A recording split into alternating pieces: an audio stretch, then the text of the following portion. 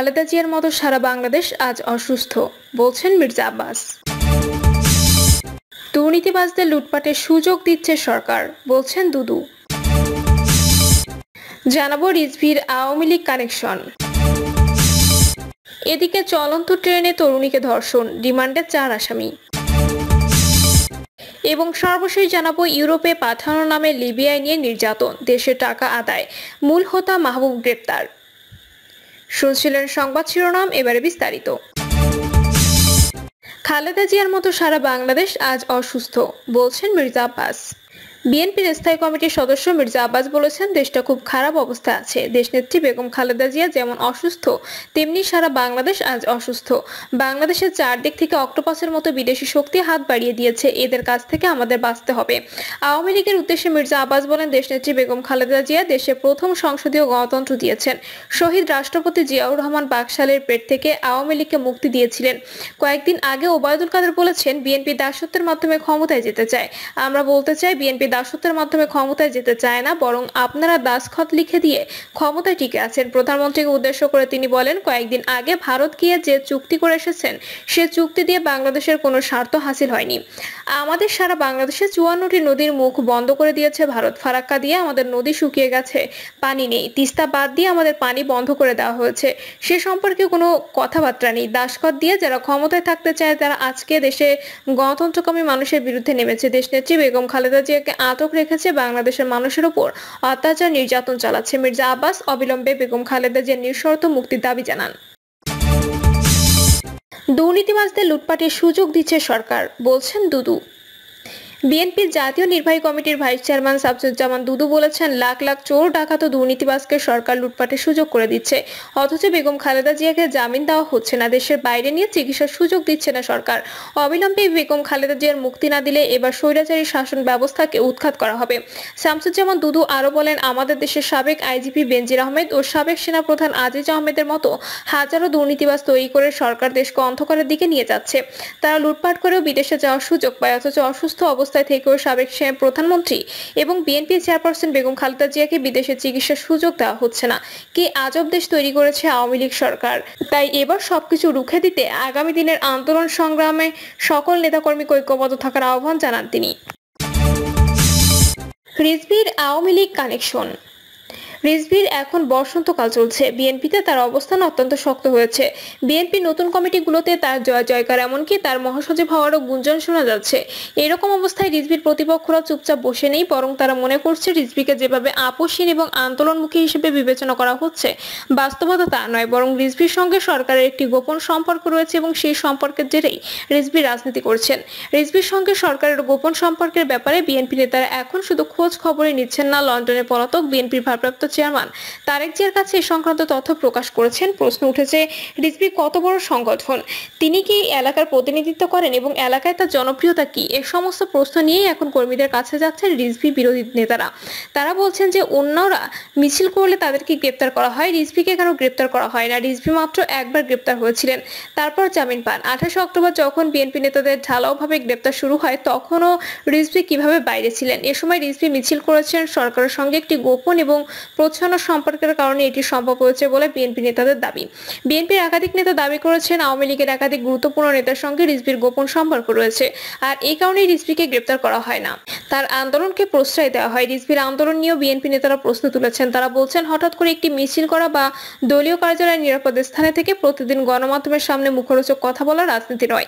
তিনি সংগঠন গোছানোর জন্য কি করেছেন, বড় আন্দোলনে তিনি কিভাবে নেতৃত্ব দিয়েছেন, এসব নিয়ে প্রশ্ন উঠেছে। এসব ক্ষেত্রে রিজভির কোনো ভূমিকা নেই বলেই মনে করেন অনেকে।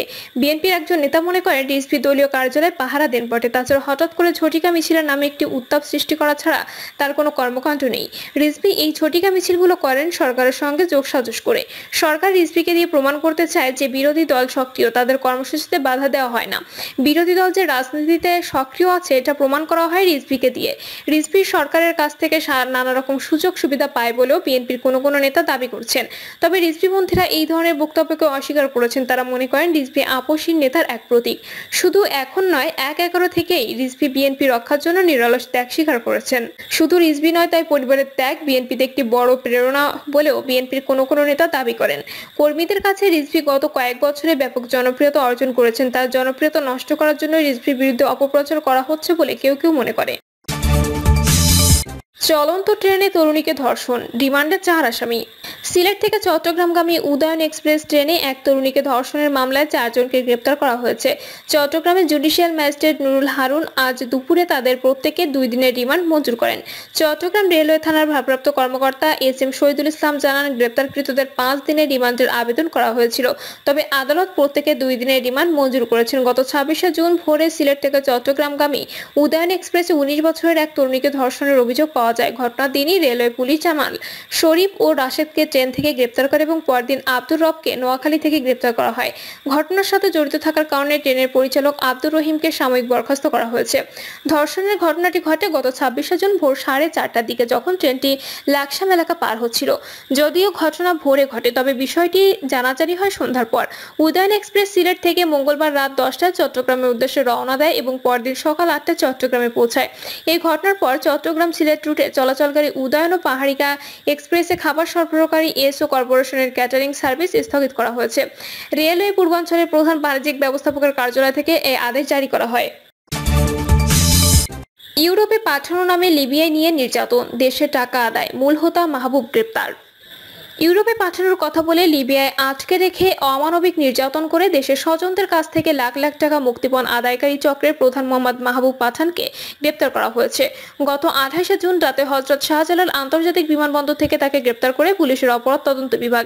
সিআইডি জানায়, গ্রেপ্তার মাহবুব পাঠান দীর্ঘদিন ধরে সপরিবারে লিবিয়া অবস্থান করে লিবিয়ার বেনগাজির বাংলাদেশি কমিউনিটি নেতৃত্ব প্রদানের আড়ালে মানব পাচার চক্র পরিচালনা করে আসছিলেন। তিনি জানান, একটু ভালো জীবনযাপনের আশায়, পরিবারের সদস্যদের সুখে রাখতে ও উজ্জ্বল ভবিষ্যতের প্রত্যাশায় বাংলাদেশ থেকে জীবিকার সন্ধানে পৃথিবীর উন্নত দেশে পাড়ি জমাচ্ছেন বহু মানুষ। এসব মানুষের অনেকে মানব পাচারকারী দালাল চক্রের খপ্পরে পড়ে সর্বস্ব হারিয়ে হয়েছে সর্বশান্ত ও নিঃস্ব।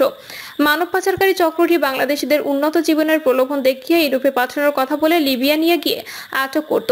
এরপর তাদের আটক রেখে শারীরিক নির্যাতন করে নির্যাতনের ভিডিও পরিবারের কাছে পাঠিয়ে মুক্তিপণ আদায় করত। মুক্তিপণ আদায়ের পর বিপজ্জনক নৌযাত্রার মাধ্যমে ইউরোপে পাঠানোর চেষ্টা করত। 2021 সালের 17 মে ভূমধ্যসাগরের তিউনিসিয়া উপকূলে গ্রেপ্তার মাহবুব পাঠানের চক্রের শিকার 64 বাংলাদেশি সহ মোট 104 জন অভিবাসী ভাসতে থাকা অবস্থায় উদ্ধার হন। পরে আন্তর্জাতিক অভিবাসন সংস্থার সহায়তায় তিউনিসিয়ায় থাকা এসব বাংলাদেশিকে ফেরত আনা হয়। তাদের মধ্যে একজন ভুক্তভোগী মিলন ব্যাপারী। সিআইটি প্রধান বলেন, চক্রটি মিলন ব্যাপারী ও অন্যান্য ভুক্তভোগীকে এমিরেটস এয়ারলাইন্সে করে প্রথমে দুবাই নিয়ে যায়। এরপর দুবাই থেকে বিমানযোগে মিশর হয়ে লিবিয়ার বেনগাজিতে নেওয়া হয়। লিবিয়ার বেনগাজিতে মূল হোতা মাহবুব পাঠান ও তার সহযোগীরা মাহবুব পাঠানের ক্যাম্পে তাদের আটক রাখে এবং নির্যাতন করে। পরে সেই নির্যাতনের ভিডিও ধারণ করে ভুক্তভোগীদের পরিবারের কাছে পাঠিয়ে মুক্তিপণ দাবি করা হয়। ভুক্তভোগী মিলন ব্যাপারী 2021 সালে 2 মে আসামিদের দেওয়া ব্যাংক অ্যাকাউন্টে 2,99,820 টাকা প্রদান করেন এবং বাংলাদেশে অবস্থানরত চক্রের সদস্য হিনা বেগমকে 4 লাখ টাকা দেন। এরপর আসামি মাহবুব পাঠান ও তার সহযোগী সুকৌশলে মিলন ব্যাপারী সহ ভুক্তভোগীদের ইতালিতে পাঠানোর কথা বলে দ্বিতীয় পর্যায়ে লিবিয়ার ত্রিপলিত চক্রের সক্রিয় সদস্য মনিরের ক্যাম্পে প্রেরণ করে। সেখানে দ্বিতীয় দফা শারীরিক নির্যাতন করে টাকা দাবি করা হয়। এরপর 2021 সালের 12 মে মিলন ব্যাপারীর মা ও চাচি আবারও হেনা বেগমের কাছে 4 লাখ টাকা নেন। প্রিয় দর্শক, এই ছিল এখনকার সর্বশেষ সংবাদ। আপডেট সব সংবাদ পেতে চ্যানেলটি সাবস্ক্রাইব করে বেল আইকনটি ক্লিক করে রাখুন।